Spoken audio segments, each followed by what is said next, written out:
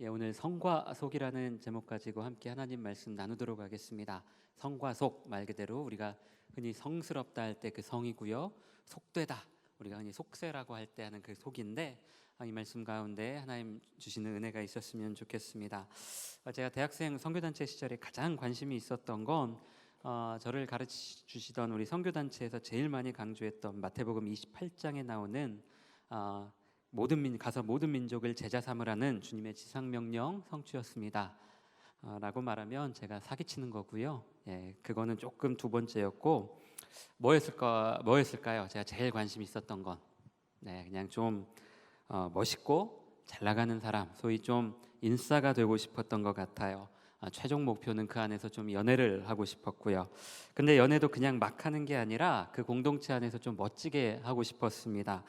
지금도 선교단체들이 그런 분위기인지 모르겠는데 지금은 어떤지 모르겠어요. 그때는 장시 리더십들에게 제가 귀에 못이 박히도록 자주 이야기 들었던 게 뭐냐면, 고린도후서 6장에 그 믿지 않는 자들과 함께 멍에를 매지 말라, 이 말씀에 빗대어서 예수 안 믿는 사람과 교제하지 말고 결혼은 더더욱 하지 말라, 이 말이었습니다.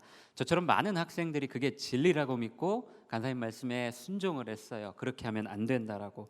한 번은 그룹별 이 성경 공부 시간에 지도해 주시던 간사님이 이제 엊그제 얘기를 하면서 저하고 거의 한 10년 차이 나는 어떤 여자 선배, 고학번 여자 선배 한 분이 세상을 떠났다는 이야기를 하시더라고요. 이제 깜짝 놀라기는 했는데 워낙 차이도 많이 나고 얼굴도 잘 모르는 선배여가지고 확 공감이 되지는 않았는데, 뒤에 너무나 이 충격적이었던 게 이 선배가 병이나 사고로 죽은 게 아니었습니다. 그 죽음에 가해자가 있었는데 그 범인이 다름 아니라 남편이었어요. 이 평소에 이 남편이 좀 의심하는 그런 병이 좀 있었는데 이혼에 합의하고 나서 마지막 여행을 가자고 한 거예요. 그리고 거기서 그 사단이 난 겁니다. 일면식도 없는 선배였지만 그래도 그 이야기를 들었을 때 굉장히 마음 아프고 저도 힘들더라고요. 그런데 학생들 사이에서 이 상황이 약간 이상한 쪽으로 흘러가기 시작했어요. 예수 안 믿는 사람하고 결혼하면 저렇게 된다, 이런 쪽으로 흘러간 겁니다. 아마 간사님이 의도하신 바도 그런 거였던 것 같아요. 그때부터 이 공동체 구성원들 안에 가뜩이나 원래 이 그러면 안 된다라는 말들이 막 무성하고, 그게 이제 굉장히 어떤 율법이었는데 이제 아예 확신으로 자리 잡게 된 겁니다. 예수 안 믿는 사람과 교제하면 안 되고 결혼하면 인간도 아니다. 그래서 예수 안 믿는 사람과 결혼한 사람들은 이 공동체 안에서 죄인 아닌 죄인이 되었어요. 결혼한다는 연락조차도 못했고 사역자들은 설교 시간, 강의 시간, 이런 시간에 훈련받았던 애들이 정신 못 차리고 예수 안 믿는 불신자와 결혼했다면서 온 힘을 다해 그들을 씹었습니다. 그럴수록 저를 포함한 대다수의 학생들 마음에 이 성과 속에 대한 구분이 굉장히 아주 단단하게 굳어져 갔어요. 여러분, 성스러운 게 뭐였을까요? 예수 믿는 사람과 교제하고 결혼하는 것이었습니다. 속된 것은 뭘까요? 예수 안 믿는 사람과 교제하고 결혼하는 일입니다. 여러분, 당시에 이렇게만 말하면 70점짜리 대답이었어요. 만점짜리 대답은 뭐였냐면 4학년 1학기까지 잘 훈련받고 나서 2학기 때 간사님한테 허락받고 이성교제하는 것, 이게 100점짜리 대답이었습니다. 무슨 공산당 같죠? 허락받고 교제하고 허락받고 해야 된다고. 그런데 이게 당시에는 정답처럼 여겨졌습니다. 그런데 그 이후 이야기인데요. 이제 몇 년 전에 이제 그 졸업생들 모임 갔다가 제 동기들하고 이렇게 같이 있는 자리에서 저보다 후배였던 이 자매 소식이 들리더라고요. 제 동기랑 이 교제했던 적이 있어서 제가 정확하게 이름이랑 얼굴을 기억하는 자매였습니다. 그 남편도 제가 잘 알아요. 둘 다 공개적인 자리에서 우리 공동체 안에서 칭찬도 굉장히 많이 받았고 아주 모범적인 커플로 이 간사님들의 어떤 칭찬이 자자했었어요. 보니까 이렇게 공동체 후원도 많이 했던 것 같고 캠퍼스에 후원도 많이 했던 것 같습니다. 결정적으로 그 주례를 그 담당 캠퍼스 간사님이 주례도 해주셨어요. 그런데 그날 두 사람의 이혼 소식이 들리더라고요. 그 소식을 듣고 나니까 얼굴 못 본 지 오래됐지만 그래도 한 캠퍼스에서 4년이라는 시간을 그래도 함께 얼굴 보면서 그 같은 추억을 공유했던 동역자가 그런 일을 당했다라는 게 굉장히 좀 가슴 아프고 슬프게 다가왔습니다. 여러분, 이혼이라는 게 그 결과가 아픈 게 아니라 그 결과에 다다르기까지 정말 많은 고통의 시간을 지나가야 돼요. 그 과정에서 두 사람과 자녀들이, 만약에 자녀가 있다면 그 자녀들이 겪어야 되는 그 고통은요, 여러분 당사자들이 아니면 절대 공감할 수가 없습니다. 여러분, 그런데 제가 거기서 질문이 하나 생겼어요. 그 이야기를 듣고 과연 이 캠퍼스 간사님들은 이 형제자매 이혼 소식에 대해서는 학생들에게 뭐라고 말했을까? 그런 생각이 들더라고요. 한 개인의 죽음에 대해서는 믿지 않는 넌 크리스천과 결혼했기 때문에 이렇게 되었다는 그 결론을 그렇게 쉽게 정의했던 사람들이라면, 여러분 예수 잘 믿는 이 두 사람의 이혼에 대해서도 여러분 확실하게 말할 수 있어야 되는 거 아닐까요? 여러분, 제가 99% 장담하는데 그분들 아마 이 부분에 대해서는 절대로 학생들에게 말하지 못했을 거예요. 아마 쉬쉬했을 겁니다. 왜요? 해석할 능력이 없기 때문이죠.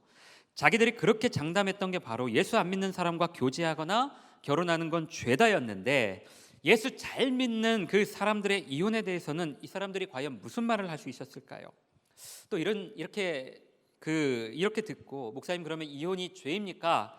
라고 물어보는 청년들은 없었으면 좋겠습니다. 이건 별개의 문제예요. 이건 철저히 별개의 문제입니다. 나중에 제가 따로 한번 좀 얘기하고 싶은데요. 그때 저도 이제 목회를 하고 있었으니까 그때 제가 무슨 생각을 했는가 하면, 여러분 저 같은 사역자들이 자칫 잘못하면 굉장히 오만해질 수 있는 위험이 있다라는 걸 굉장히 많이 느꼈어요. 자기들이 모든 사람의 인생을 성경에 빗대어서 핸들링할 수 있고 해석할 수 있다는 그 오만함에 빠질 수 있다라는 어떤 그런 위험이 있는 것입니다. 여러분, 자기가 성스럽다고 말하는 것은 곧 성스러운 것이고, 속되다라고 말하는 건 하늘이 두 쪽 나도 속된 거예요. 여러분, 그런데 이게 비단 특정 사람들의 이야기가 아닙니다. 소위 보수적인 신학과 보수적인 신앙생활을 했다는 사람들에게서 나타나는 공통적인 현상입니다. 교회는 곧 성이고 교회 밖 세상은 속이라는 이 극단적 이원론이 너무나 가득해요. 그 이원론을 순수하고 정결한 신앙으로 포장하고 있습니다. 여러분, 오늘 우리가 읽은 이 본문 말씀은 베드로가 본 환상 장면이에요. 사도행전은 예수님이 돌아가시고 나서 주님이 약속하신 그 성령의 임재 뒤에 나타났던 초대교회와 그 제자들의 사역 이야기가 나오고 있습니다. 여러분, 사도행전 전체를 통틀어서 가장 중요한 장면 세 가지를 뽑아보라고 하면, 저는 이 7장의 스데반 집사의 순교, 그리고 9장의 이 사울의 회심, 바울의 회심, 그리고 마지막 이 10장에 나오는 이 베드로의 환상 장면을 좀 꼽고 싶어요. 그만큼 오늘 본문 10장이 이 사도행전 전체에서 차지하는 비중이 매우 중요합니다. 여러분, 사도행전 1장에 보면 예수님께서 부활하시고 승천하시면서 제자들에게 말씀하시기를, 성령이 오시고 나면 너희가 예루살렘과 온 유대와 사마리아와 땅끝까지 이르러 내 증인이 되리라, 그렇게 말씀을 하셨어요. 그렇게 당부하신 장면이 나옵니다. 그리고 사도행전 2장에서 드디어 이 사람들이 성령을 경험해요. 성령께서 오셨어요. 사람들이 성령 체험을 합니다. 이 사람들이 말씀처럼 떠났을까요? 아니요, 아무도 떠나지 않았습니다. 여러분, 그렇다면 왜 안 떠났을까요? 여러분, 최근 몇 년 동안 이 중국몽이라는 말을 들어본 청년들이 있을 겁니다. 뉴스를 통해 다른 어떤 TV 매체를 통해서 중국몽이라는 말을 들어봤을 거예요. 여러분, 과거 세계 역사에서 이 주도권을 가지고 중심 역할을 했던 이 중국의 영광을 지금 이 시대에 재현하겠다는 이 시진핑과 이 중국 공산당의 목표예요. 전략입니다. 최근에 한번 TV를 봤는데 애국을 외치면서 이 수만 명의 청년들이 이 중국 공산당에게 이 충성을 다짐하는 장면이 나오더라고요. 그걸 보면서 지금이 21세기인가 하는 생각을 좀 해봤습니다. 여러분, 중국몽이라는 게 뭔가 거창한 것 같지만 쉽게 말해서 세상을 지네 마음대로 좀 쥐락펴락하겠다라는 겁니다. 자기 마음대로 하겠다라는 거예요. 여러분, 이게 근데 비단 중국만의 이야기가 아니에요. 지금 온 세상을 전쟁 충격으로 몰아넣은 이 러시아를 비롯해서 영국, 독일, 일본처럼 각 나라마다 인종차별을 기반으로 중국몽과 비슷한 이 지향점을 가진 극우 세력들이 존재합니다. 자신들의 그 역사에서 가장 찬란했던 시절을 꿈꾸면서 그때와 같은 영광을 재현하고자 하는데, 잘잘못을 떠나서, 맞고 틀리고를 떠나서 굉장히 폭력적이고 어떤 민족주의적이면서 국수주의적 성향을 가지고 있어요. 폐쇄적입니다. 슬프지만 여러분, 지금 우리나라에도 이런 사람들이 참 많이 있습니다. 여러분, 그런데 이런 국수주의적 성향을 가진 사람들의 가장 끝판왕이 바로 오늘 이 성경에 나오는, 성경에서 흔히 말하는 유대인들이에요. 자신들만이 하나님의 선택을 받았다는 그 선민 사상이 그들에게 있어서 때로는 어떤 고통과 고난을 견디는 원동력이 되기도 했지만, 이 과도한 신념이 종교화되면서 이 주변국들과 끊임없는 마찰이 일어나기도 했습니다. 자기들 외에는 다 더럽고 자기들 외에는 다 이방인 취급을 하면서, 심지어 이 로마의, 예수님 시대에 이 로마의 속국으로 살고 있으면서도 저 거대한 로마를 이방인 취급했어요. 미개한 이방인 취급했습니다. 여러분, 제가 한번 얘기한 것 같은데, 에스크 때는 얘기했던 것 같은데, 이 유대인들이 하루에 3번 감사의 제목을 가지고 기도를 했다고 합니다. 첫째는 노예로 태어나지 않아서 감사합니다. 그리고 둘째는 여자로 태어나지 않아서 감사합니다. 그리고 셋째는 이방인으로 태어나지 않아서 감사합니다. 이게 그들이 드렸던 기도 제목이래요. 여러분, 이들이 얼마나 이 사회적 약자들과 타민족에 대해서 배타적이고 천박한 우월감을 가지고 있었는지 잘 알려주는 대목입니다. 여러분, 그런데 우리가 흔히 성경에 나오는 유대인이라는 존재를 보면서 예수님을 부인한 사람들, 이 율법주의자들, 이런 아무래도 좀 부정적인 어감을 갖게 되는 게 사실이에요. 그리고 여기서 우리가 착각하기 쉬운 게, 예수님과 그의 제자들, 그리고 예수님을 따르던 사람들과 우리가 성경에서 보는 많은 이 크리스천들은 그 유대인들과 다른 사람들이라고 생각하기 쉽지만 그렇지 않아요. 여러분, 절대 그렇지 않아요. 예수님은 물론이고 그 주변에 있었던 제자들, 그 초대교회 교인들, 크리스찬들 모두가 다 유대인이었습니다. 성경 속 유대인들과 똑같은 정서를 가진 사람들이었어요. 아무리 성령이 오셔서 성령 체험을 하고 이들이 예수님을 시인하고 복음을 받아들였다고 한들, 여전히 그들 삶의 베이스는 유대인 가치와 정서를 그대로 반영하고 있었습니다. 여러분, 바울이 유대인들에게 공격받을 때마다 나는 히브리인 중에 히브리인이요, 율법에 정통한 유대인이라고 커밍아웃했던 것도 여러분 이와 무관하지 않아요. 여러분, 복음을 받아들인 12제자들도 다르지 않았습니다. 하나님의 구원과 이 예수님의 재림은 다른 곳으로 오지 않고 이 성전이 있는 예루살렘, 그리고 이 예루살렘 안에 있는 크리스천들에게만 임할 거라고, 유대인 크리스천들에게만 임할 것이라고 믿었기 때문에 여러분, 이 사람들은 이 예루살렘을 떠나지 않았어요. 그러다 사도행전 7장의 그 스데반 순교를 기점으로 이들이 박해를 피해 예루살렘을 떠나 흩어지게 됩니다. 이 디아스포라의 역사가 시작되는 거예요. 여러분, 그리고 이 흩어짐의 정점을 찍게 되는 사건이 바로 오늘 우리가 읽은 이 본문 10장에 나오는 말씀입니다. 이 예루살렘을 떠나 흩어지기는 했지만 여러분, 그럼에도 제자들은 여전히 구원의 대상과 자격은 유대인에게만 있다고 생각을 했어요. 그런 상황에서 하루는 베드로가 기도하다가 환상을 봅니다. 하늘에서 뭔가 작은 그릇이 내려왔는데 그 안에 짐승이 담겨 있어요. 마침 배가 고픈 베드로에게 주님이 잡아먹으라고 하는데 베드로가 단호하게 거절합니다. 주님, 제가 먹을 수 없습니다. 이유는 유대인들이 목숨처럼 지키는 이 레위기 11장에 나오는 정결법의 그 율법에 비추어 봤을 때 부정한 짐승이라는 거예요. 먹으면 안 된다는 거예요. 그런데 하나님은 내가 깨끗하다고 한 것을 왜 네가 속되다라고 하냐? 먹으라 말씀하셨습니다. 단호하게 말씀하세요. 이 일이 3번 있고 나서 베드로가 환상에서 깨어났는데 여전히 베드로가 이 말의 의미를 깨닫지 못했어요. 그리고 바로 이 고넬료라는 로마군 장교가 찾아오는데 그와 만나게 되면서 베드로는 이 고넬료를 통해 성령이 이방인에게도 임할 수 있다라는 걸 알게 됩니다. 처음 경험하게 돼요. 이 성령이, 복음이 유대인뿐만 아니라 이방인에게도 갈 수 있구나라는 걸 깨닫게 됩니다. 이방인 선교의 문이 처음 열린 이 사도행전 10장은 그래서 굉장히 의미 있고 이 성경에서 중요한 장면 중에 하나입니다.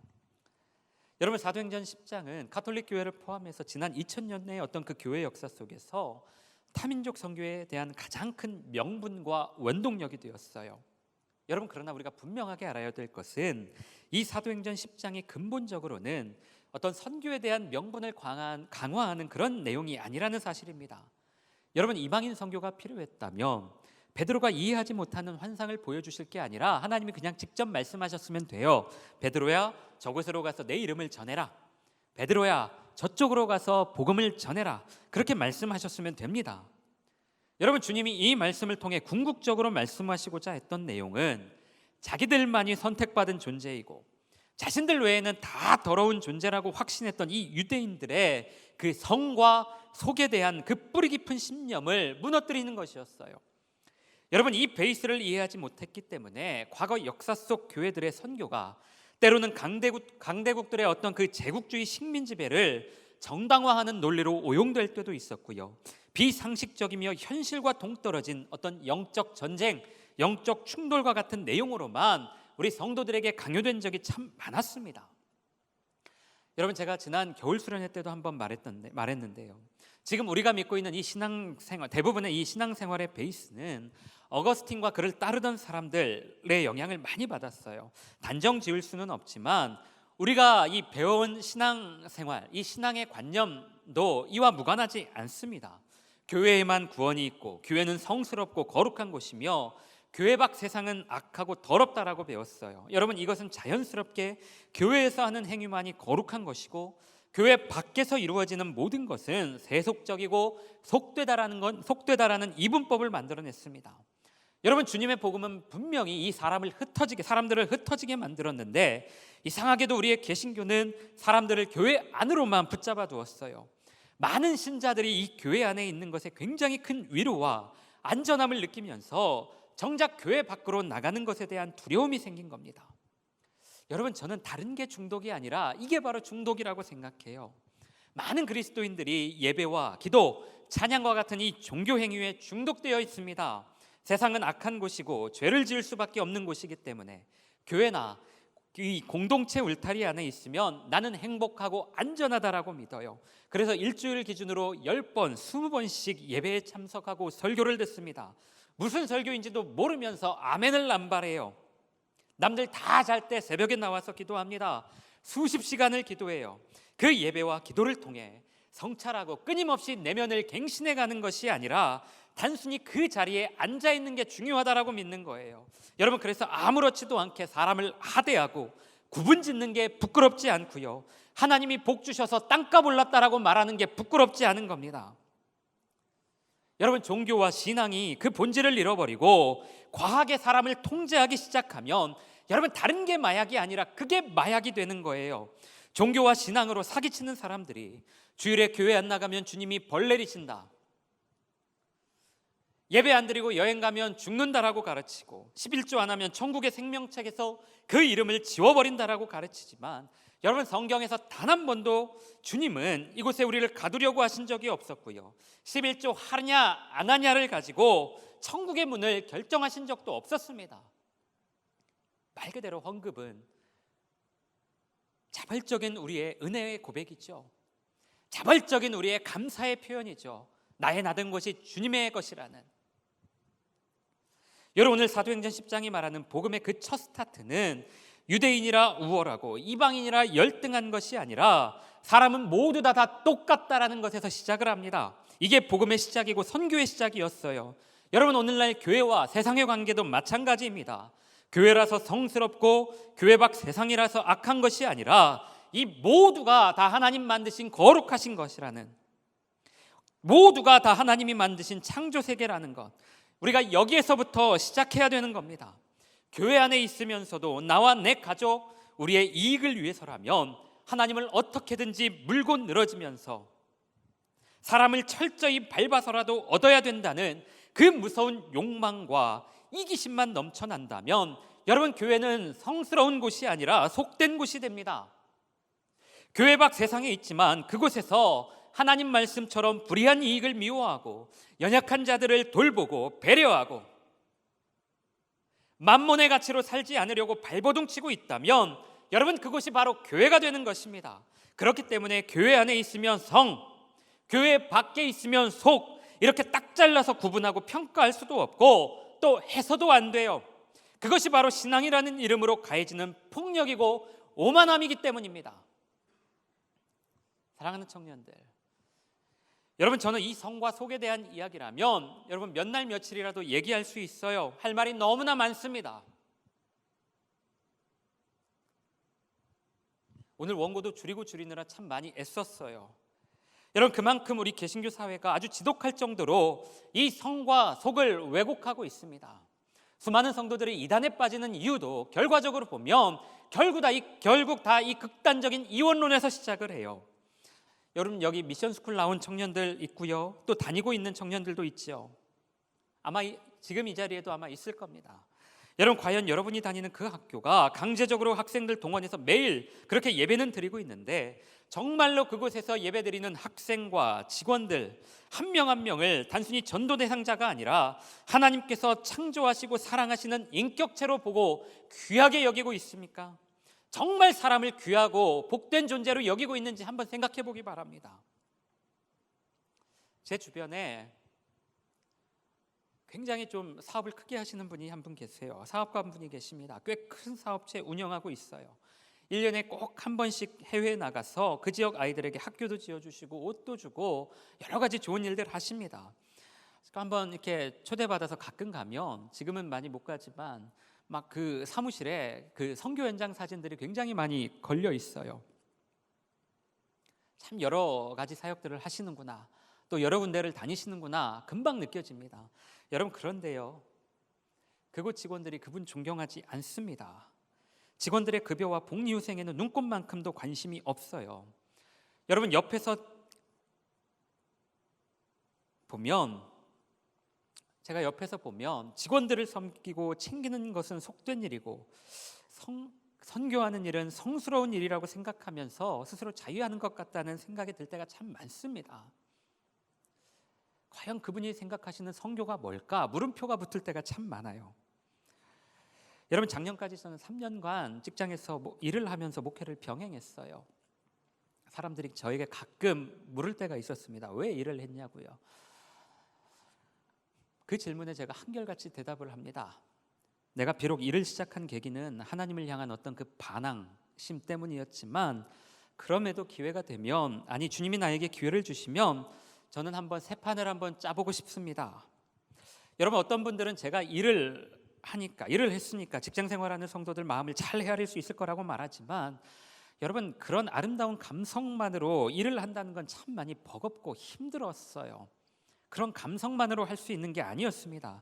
단순히 그냥 성도들 마음 헤아리기 위해서 그냥 그렇게 일을 하는 거였으면 아마 한두 달 하고 나서 내가 그래 내 좋은 경험했다, 이 정도면 충분하다 하고 그만했을 겁니다. 여러분 제가 일을 했던 가장 첫 번째 이유는 그냥 먹고 살기 위해서였어요. 말 그대로 먹고 사는 일이 속된 일이 아니라 가장 가치 있는 일이기 때문에 그렇게 했습니다. 교회 다니는 것만 성스럽고 고결한 게 아니라 일을 해서 정당한 대가를 얻어 그 돈으로 삶을 사는 것 자체가 성스럽고 거룩한 일이라는 것이고, 이게 성경이 말하는 성스러움이기 때문에 여러분 저는 나중에 혹시나 제 목회가 제가 기대한 것만큼 잘 안 돼서 내가 생계를 이어나가야 될 필요가 있을 때 주저하지 않고 밖에 나가서 일을 할 겁니다. 일을 하고 노동의 대가를 받아서 생계를 유지할 거예요. 여러분 저는 그게 성스러운 일이라고 믿어요. 수많은 그리스도인들이 술하고 담배만 안 하면 정결하다고 믿어요. 여러분 제가 같이 일할 때 저희 직원들 술 잘 마셨어요. 한 달에 한 번 그 마감날 이 센터장님이 같이 이제 법인카드로 회식을 합니다. 정말 맛있는 거 많이 먹었어요. 부어라 마셔라 합니다. 여러분 그런데 그 사람들이 잘못된 사람들일까요? 그렇지 않아요. 그 사람들 한 달 동안 누구보다 성실하게 일하고 고객들한테 시달리고 보험사한테 시달리면서 그렇게 열심히 살아요. 그 돈으로 가족들 부양하고 자식들 교육시키면서 그렇게 열심히 사는 가장들입니다. 여러분 과연 그 사람들을 우리가 기독교의 관점으로, 단순히 술과 담배라는 관점으로 우리가 그들을 악하다라고 정죄할 수 있을까요? 그들을 속되다라고 우리가 정죄할 수 있을까요? 우리가 무슨 자격으로요?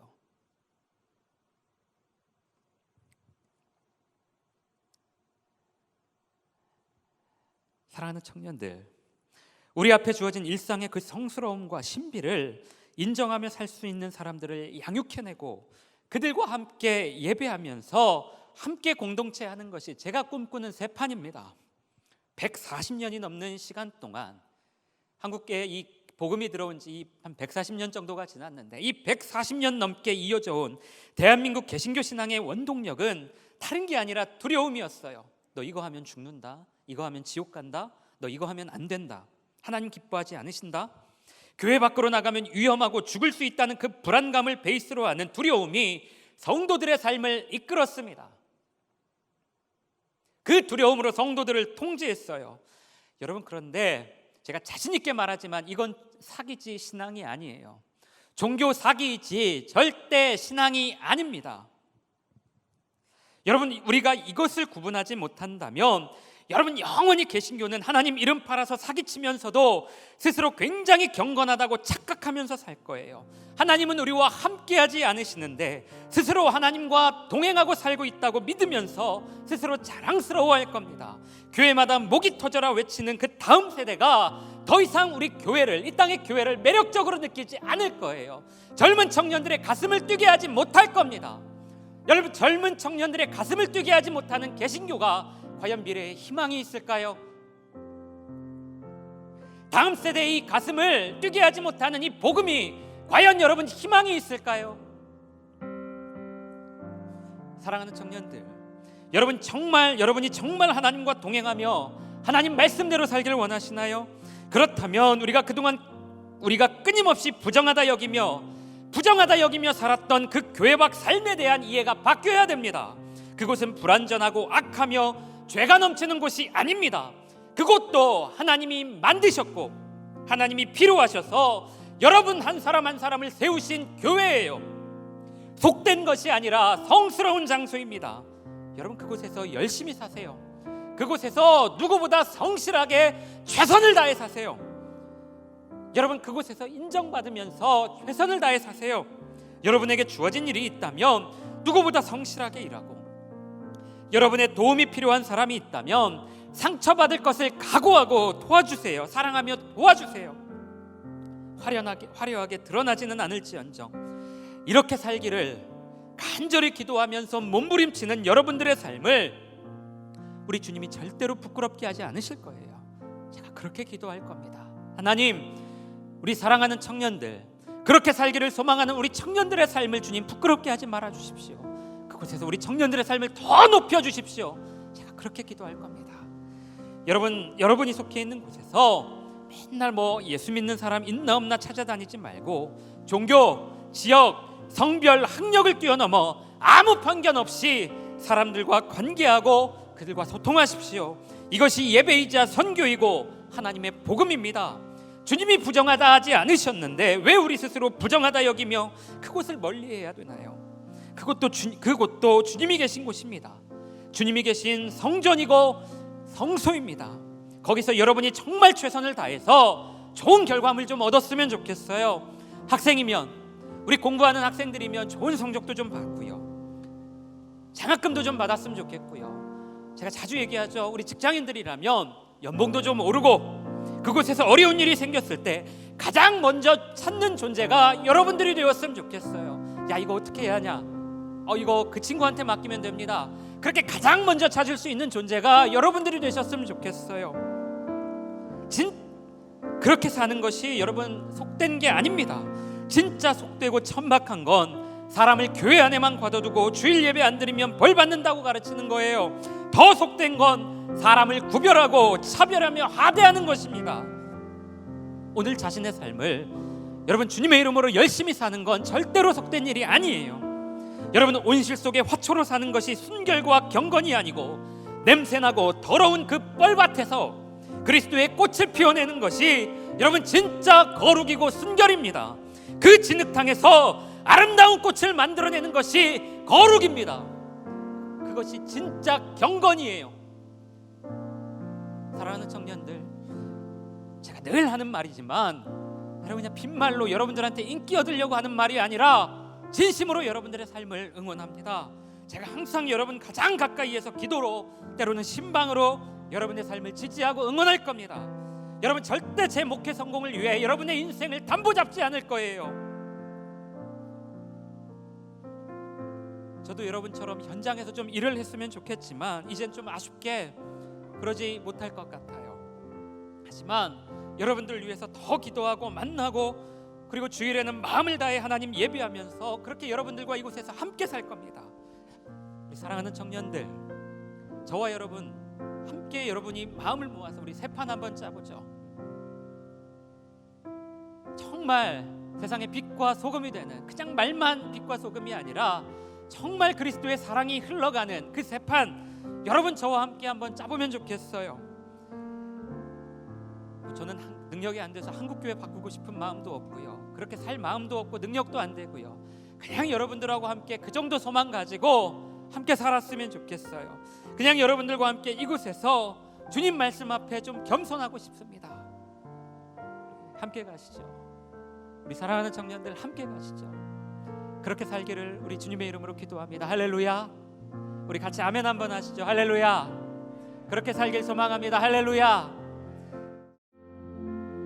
참 좋으신 하나님, 우리를 은혜 가운데 이곳으로 불러주시고 주의 은혜에 참여하게 하시니 너무나 감사합니다. 하나님, 우리를 위해 죽기까지 사랑하시며 세상의 가장 낮고 낮은 자리로 오셔서 하나님 그 세상의 모진 멸시천대 받으시고 우리를 죽기까지 사랑하시며 구원의 자리로 이끌어주신 그 주님의 은혜를 우리가 날마다 삶의 자리에서 고백하며 그 주님을 경배하는 우리 모두의 삶이 되게 하여 주옵소서. 하나님, 우리가 서 있는 그곳이 주님의 성전 되길 원합니다. 우리가 서 있는 그곳이 주님이 성전되어 그곳에서 주님의 은혜를 노래하게 하여 주옵소서. 하나님, 우리의 신앙이 온실 속의 화초로 사는 것을 순결과 경건으로 말하는 것이 아니라 냄새나고 더러운 그 뻘밭에서 그리스도의 아름다운 꽃을 피워내긴 그걸 목표로 하나님 그것이 진짜 거룩이고 순결임을 고백하게 하여 주옵소서. 그 진흙탕에서 아름다운 꽃을 만들어내는 신앙 우리 모두가 다 꿈꾸게 하여 주옵소서. 손해볼 것을 각오하고 상처받을 것을 각오하고 하나님 사랑하며 섬기는 우리 모든 청년들 되게 하시고 하나님 그렇게 하나님 앞에 머리 숙여 기도하며 애쓰는 우리 청년들의 삶을 주님 부끄럽게 하지 마시고 주님 절대로 부끄럽게 하지 마시고 우리 청년들을 그곳에서 높이 세워 주옵소서. 우리 청년들을 통해 영광 받아 주옵소서. 하나님 그렇게 우리를 이끌어 가실 그 주님을 신뢰합니다. 그렇게 우리 아름답게 우리를 사용하실 그 주님을 신뢰합니다. 주님 우리와 함께하여 주옵소서. 그 주님을 사랑합니다. 지금은 우리 구주 예수 그리스도의 은혜와 아버지 하나님의 무한하신 사랑과 성령님의 충만하신 은혜가 오늘 삶의 모든 현장에서 그 아름다운 꽃들을 피워내길 소망하며 기도하는 우리 사랑하는 모든 청년들 머리 위에, 가정 위에, 학업 위에, 일터 위에, 그리고 그 모든 삶 위에 지금부터 영원토록 함께 하시길 주님의 이름으로 간절히 축원하옵나이다. 아멘.